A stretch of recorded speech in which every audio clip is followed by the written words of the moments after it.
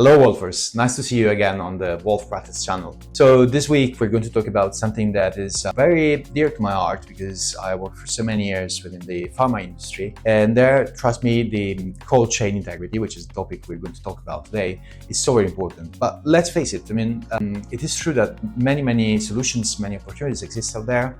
Cold chain being a very important feature whose integrity has got to be maintained, but at the same time, it's also true that sometimes these solutions are actually quite expensive, not easily accessible.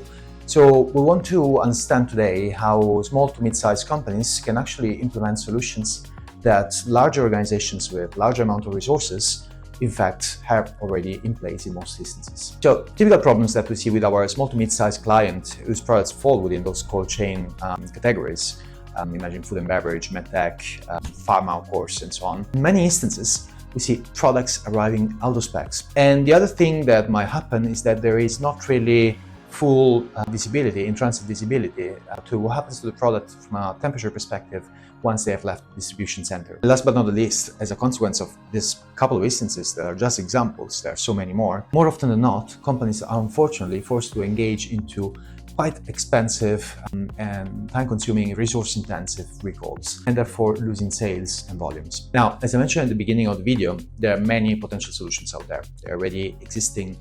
Their cost is actually going down as they become more and more common, more and more used. And thing that you might be thinking about is Bluetooth and IoT-enabled devices. So very typical, to track temperature of your load in real time. The other thing that is geotagging alerts, again based on sensors, or even vehicles themselves altogether. And last but not least, of course, you might want to have solid management process of your partners, your vendors, imagine your distribution partners, for example. So you might want to have KPIs in your scorecard that are measuring the performance of these partners, specifically on the cold chain shipments success rate. Now, there's so much more to this. There's a whole world of opportunities out there. I warmly invite you to access the link down in the description of this video and download the cold chain heat map template and guide that is available. It's for you to use.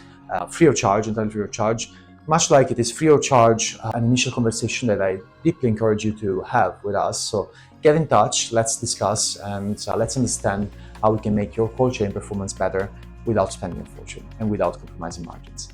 I look forward to getting in touch with you. Until then, I'll see you next week.